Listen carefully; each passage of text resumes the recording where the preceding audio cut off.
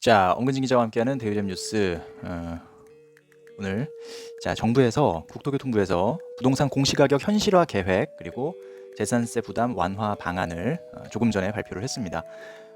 부동산 공시가격이라는 것은 기본적으로 우리가 보유세, 부동산을 보유한 사람에 대해서 세금을 매길 때 기준이 되는 가격이라고 볼 수가 있습니다. 그래서 공시가격을 현실화한다는 것은 지금 현재 실제 시세와 공시가격이 차이가 나는 것을 조금 더 격차를 줄이겠다, 이런 뜻이라고 보면 되겠고요. 그 말은 한마디로 공시가격을 끌어올리고 그로 인해서 결과적으로는 부동산 보유자들의 보유세 부담을 늘리겠다, 이런 취지로 보시면 되겠습니다. 그렇기 때문에 이것은 결과적으로 부동산을 많이 보유한 사람들로 하여금 보유의 부담을 늘려서 매물로 내놓게 한다든지 이런 것들이 이제 정부의 큰 그림이라고 볼 수 있겠죠. 이제 정부가 생각한 대로 될 수 있겠지만 또 그렇지 않을 가능성도 큽니다. 왜냐하면 보유하면서 세금이 늘어난 것의 부담을 다른 쪽으로 또 전가시킬 수 있는 가능성이 있기 때문이죠. 예를 들어서 그 부동산을 임대를 놓고 있다거나 이런 경우에는 임차인에게 그 세 부담을 전가시킬 수도 있고요. 아니면 나중에 매각을 할 때, 매매할 때 그동안 본인이 보유하면서 부담했던 세금들에 대한 보전을 또 시도할 수도 있겠죠. 그러면서 부동산 시장의 가격이 조금 높아지는 그런 결과로 나올 수도 있는데, 일단 한번 지켜봐야죠. 어떤 결과가 나올지는 좀 지켜봐야 될 것 같고요. 일단 정부가 목표로 하고 있는 현실화 계획을 보니까 일단은 궁극적인 목표는 시세의 90%까지 공시가격을 끌어올리겠다 라는 내용입니다. 사실 조금 애매한 것은 현재 시세에 대해서 정부조차도 현재 시세가 이게 좀 부풀려져 있다, 이런 식으로 보기도 하고요. 집값을 잡겠다라는 명분을 들면서 근거로 제시할 때는 집값이 부풀려져 있다라고 얘기하고 있기도 하고, 그러니까 지금의 시세가 과연 정상적인 것인지에 대해서 정부가 명확한 기준을 말하지도 못하면서 시세의 90%로 현실화한다. 이것이 그 기준이 얼마나 정확한 것인지 조금 의문이 드는 내용이기도 합니다. 어쨌든 지금 현재 공동주택 같은 경우 한 60% 정도 수준, 60%에서 70% 사이에 공시가격이 위치를 하고 있는데, 이것을 앞으로 한 10년, 15년에 걸쳐서 90%까지 끌어올리겠다. 연 한 3%포인트씩 높임으로써 그렇게 목표를 달성하겠다라는 일단 큰 그림, 로드맵, 청사진을 제시했다라고 볼 수가 있겠습니다. 반면에 이제 좀 저렴한 주택, 공시가격 6억 원 이하의 주택의 경우 1주택자에게 대해서는 재산세율을 조금 낮춰주겠다, 감면해주겠다, 이런 내용도 함께 발표가 됐습니다. 역시 이번 정부의 어떤 방향성이 고스란히 담겨 있죠. 일단은 고가 주택을 보유한 사람들, 그리고 주택을 많이 보유한 사람들에 대한 부담을 늘려서 그들을 좀 부동산을 많이 보유한 것에 대한 부담을 많이 주겠다라는 부분이고, 그리고 상대적으로 또 저가 주택을 보유하고 있거나 부동산을 적게 보유하고 있는 사람에 대해서는 부담을 줄여주겠다 라는 취지인 것 같습니다. 그런데 그것이 동일하게 적용되는 것은 아닌 것 같고요. 그러니까 이 저가 주택의 재산세율 인하 부분은 사실은 그렇게 크지 않습니다. 절대적인 액수나 이런 걸로 봤을 때 아주 미미한 그런 수치인 것 같고요. 반면에 주택의 보유세가 늘어나는 부분은 상대적으로 큰 부분으로 보여지는데, 결국은 승자는 정부밖에 없다. 일단은 그렇게 해석이 되어지는 상황입니다. 그러니까 이 정책의 승자가 정부 입장에서는 내심 정부도 세수를 많이 확보를 하면서 임차인들이나 혹은 무주택자들이 상대적으로 박탈감을 좀 덜 느끼게 하겠다라는 그런 취지로 이런 방향들을 제시를 했겠지만, 과연 시장에서 그것이 시장 논리로는 정상적으로 작동하지 않을 가능성도 있다 라는 부분을 좀 살펴볼 필요가 있는 것 같습니다. 구체적인 내용을 좀 살펴볼까요? 일단은 이렇게 부동산 공시가격 현실화 계획을 내놓은 배경에 대해서 정부는 그동안 시세 반영률이 너무 낮았다, 공시가격이 한 50%에서 70% 수준으로 좀 낮았는데, 이런 부분들에 대해서 또 유형별로 가격대별로 현실화율, 공시가격의 현실화율이 좀 차이가 났었기 때문에 이런 부분들을 90%라는 동일하게 90%라는 같은 기준을 제시함으로써 좀 불형평 문제를 해소하겠다라는 목표를 제시한 것이죠. 그게 무슨 말이냐면 유형별로 보면은 아파트와 또 단독주택의 현실화율이 차이가 났었죠. 아파트가 조금 더 현실화율이 높았었고, 그러니까 또 그 얘기는 뭐냐면 시세가 똑같이 시세가 5억 원인 아파트와 단독주택이 있다면 단독주택을 보유한 사람의 세금이 더 적었던 거죠. 왜냐하면 공시가격의 현실화율 자체가 단독주택이 더 낮았기 때문에. 그래서 유형별로는 그런 부분들도 단독주택도 시세의 90%, 아파트도 시세의 90% 이렇게 맞추게 되면 이제 똑같은 5억 원짜리의 단독주택을 가진 사람이나 5억 원짜리의 아파트를 가진 사람이나 동일한 재산세를 내게 되는 그런 상황이 된다는 뜻이고요. 또 가격대별로도 상대적으로 고가주택의 공시가격 현실화율이 낮았다고 정부는 판단하고 있기 때문에, 그래서 고가주택의 공시가격을 빠르게 끌어올림으로써 또 현실화율을 역시 고가주택도 시세의 90%, 저가주택도 시세의 90%로 맞추겠다라는 것이 정부의 생각입니다. 그래서 뭐 최근 몇 년 사이에 고가주택의 공시가격이 아주 큰 폭으로 빠르게 상승한 것을 우리가 뭐 정부의 발표를 통해서 확인할 수 있었고요. 계속해서 그 기조를 이어가겠다라는 내용입니다. 그렇기 때문에 앞으로 계속해서 고가주택에 대한 보유 부담, 또 취득 부담 이런 부분들이 여전히 유효하고, 그래서 그런 시장에 접근하시는 분들은 신중하게 판단을 하실 필요가 있겠다라는 말씀을 드립니다. 자, 현재 2020년 기준 공시가격의 현실화율이 보니까 토지는 65% 정도고요. 단독주택은 53.6%, 공동주택은 69% 수준, 이렇게 토지와 단독주택과 공동주택 각각 차이가 나는 상황이죠. 그렇지만 현실화가 완료되면 모두 90%로 동일한 수준이 된다는 것이 정부의 이야기입니다.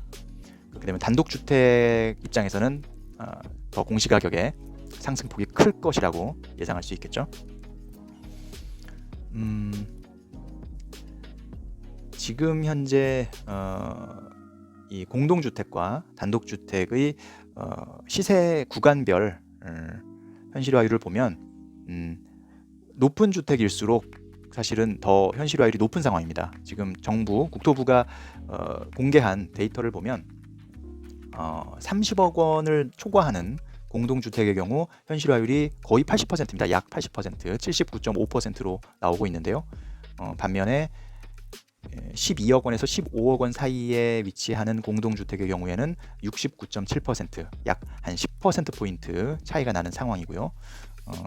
그렇게 본다면 지금 이 구간에서는 오히려 30억 원 초과 아파트의 공시가격 상승률보다 한 9억 원에서 15억 원 사이에 있는 공동주택의 공시가격 상승률이 더 클 수 있겠다라고 예상을 해볼 수 있겠습니다. 역시 단독주택도 마찬가지인데요. 단독주택도 30억 원을 초과하는 단독주택의 경우에는 현재 현실화율이 62.4%로 집계가 되어 있는데, 반면에 9억 원에서 15억 원 사이의 단독주택의 경우에는 53% 정도, 역시 이거는 한 9%포인트 정도 차이가 나는군요.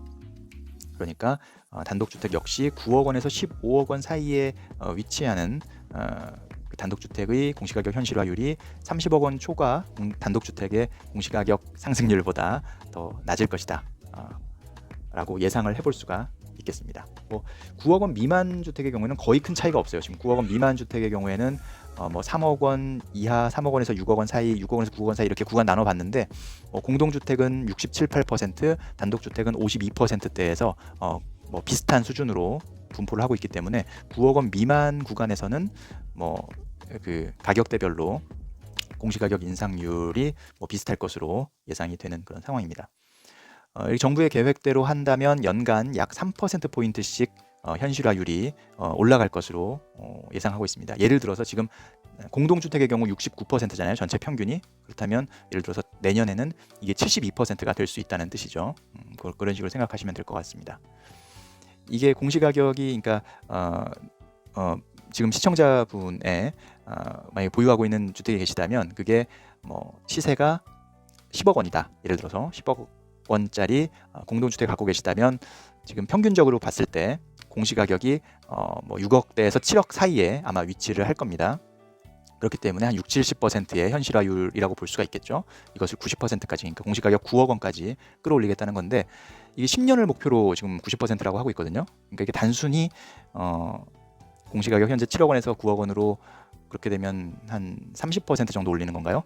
그렇게 볼 수 있는데 현재 기준으로. 하지만 그 사이에 또 현재 10억 원인 시세도 상승할 수 있지 않습니까? 10년 동안. 그렇게 되면 현재 7억 원인 공시가격이 거의 2배까지도 올라갈 수 있는 그런 상황이라고 볼 수 있겠고요. 지금 부동산 보유세 같은 경우는 재산세는 공시가격 곱하기 공정시장가액 비율 60%를 곱해서 거기서 이제 그 세액을 산출하고 있기 때문에 이 공시가격 자체가 거의 2배 가까이 오른다는 것은 결국 재산세도 뭐 비슷한 퍼센테이지로 오를 수 있다라고 생각할 수 있겠죠. 단순하게 생각했을 때. 그래서 그것을 그냥 보유자가 뭐 1주택자가 자기 집에서 살고 있는 분들은 뭐 당연히 그것을 누구한테 전가시킬 수가 없겠죠. 본인이 그것을 다 온전히 부담을 하겠지만 다주택자 같은 경우는 그 집을 그냥 빈집으로 내놓지 않았다면 거기에 누군가 전세를 살고 있다거나 월세를 살고 있는 그 세입자가 있다면 아마 세입자와 재계약을 하는 과정에서 전세금을 올릴 수도 있고 또 월세를 올릴 수도 있는 뭐 그런 상황이 되겠죠. 물론 지금 또 임대차 3법 개정으로 이런 보증금이나 월세를 마음 놓고 지금 올리지 못하는 상황이 됐기 때문에 정부 입장에서는 이제 장치를 마련했으니까 충분히 이렇게 해도 부작용이 없을 거다라고 생각을 하는 것 같습니다. 하지만 시장에서는 이 경제 논리가 작동하게 되고 결국은 임대인과 임차인 사이에서는 서로 아쉬운 사람이 질 수밖에 없는데 만약에 임대인이 뭐 아쉬울 게 없다면 임차인에게 다른 또 조건을 제시할 가능성도 높습니다. 이건 실제로 부동산 학 자체에서 학문적으로 이미 뭐 정리가 되어 있는 그런 부분이죠. 조세 전가, 귀착 이런 내용들, 뭐 이중 임대료 뭐 이런 상황이 발생할 수도 있는 그런 것이 학문적으로 이미 나와 있습니다. 그래서 정부가 어떤 그런 목표를 갖고 방향성을 설정하고 그것에 맞게 후속 조치들을 발표하는 건 좋지만 시장 상황을 같이 염두에 두고 살펴보면서 좀 보폭을 맞추는 것이 좋지 않을까라는 생각이 듭니다. 물론 이것도 역시 토지 역시 앞으로 시세의 90%까지 공시가격을 높이겠다라는 목표를 같이 제시를 하고 있고요. 그래서 공동주택 같은 경우는 2030년에 90%가 달성하는 그런 목표를 제시하고 있고 단독주택은 2035년까지. 왜냐하면 지금 단독주택은 지금 현재 현실화율이 낮기 때문에 이것을 좀 90%까지 끌어올리려면 조금 더 시간이 필요하다고 정부가 보는 것 같습니다. 그리고 토지 같은 경우는 2028년까지 2028년에는 90%를 달성해야겠다라는 생각을 하고 있는 것 같습니다. 그리고 공시가격에 대해서 조금 더 검증이나 심사도 대폭 강화를 하겠다라는 얘기를 하고 있고요. 자, 이런 공시가격 현실화 계획은 내년부터 내년 공시가격을 산정하는 때부터 적용이 될 것이라고 합니다. 내년 공시가격은 내년 1월 1일을 기준으로 조사하고 발표를 하게 되죠. 내년에 공시가격 발표 때 또 악소리 날 것 같다는 생각도 듭니다. 그러면서 이제 또 정부는 주택 저가주택 6억 원 이하 공시가격 6억 원 이하 주택의 재산세율은 또 내년부터 낮추겠다라는 발표도 같이 했는데요. 이것은 1주택자에게 주어지는 혜택이고요. 얼마나 낮춰주나 봤더니 구간별로 과세표준 구간별로 0.05% 포인트 낮춰준다고 합니다. 그러니까 뭐 사실은 낮춰준다라는 제목은 참 좋지만 정작 받는 실질적인 그 혜택이 그렇게 크지는 않을 것 같아요. 지금 이제 표로 정부가 예시를 들어놨는데 그걸 보니까 예를 들어서 3억 원에서 3억 6천 사이에 있는 과표가 그러면 공시가격으로는 한 5억에서 6억 정도 주택이 되겠죠. 이런 주택은 감면액이 한 15만 원에서 18만 원 정도가 될 것이다 라고 제시를 하고 있고요. 공시가격이 2억 5천에서 5억 사이에 해당하는 아파트나 뭐 주택에 같은 경우는 뭐 7만 5천 원에서 15만 원 정도 감면 혜택을 받을 것이다. 1년에 내는 재산세에 대한 혜택인 거죠. 뭐 이렇게 말씀을 하지만 사실 공시가격이 현실화되는 것을 감안할 때 이거는 지금 똑같은 공시가격을 기준으로 세율 인하했을 때 요만큼의 혜택인 건데, 실제로 그 사이에 내년에 요 주택들도 공시가격이 현실화되기 때문에, 그렇다면 과연 이 정도 감면액이 실제로 체감되지는 않겠죠. 예, 공시가격 자체가 올라버리니까. 그래서 이런 부분들은 뭐 그렇게 전체적인 소비자 입장에서, 전체적인 국민 입장에서는 뭐 혜택은 크지 않으면서 부담은 더 커진다, 이렇게 좀 정리를 할 수 있을 것 같습니다. 물론 그게 계층별 혹은 그 보유 규모에 따라서 달라지는 건 분명한 사실입니다만, 예, 어쨌든 그런 상황이고요. 이런 것들은 이번에 정기국회에서 어쨌든 지방세법 개정을 통해서 내년 재산세 부과를 이렇게 낮출 예정이다라고 발표를 하고 있습니다. 네.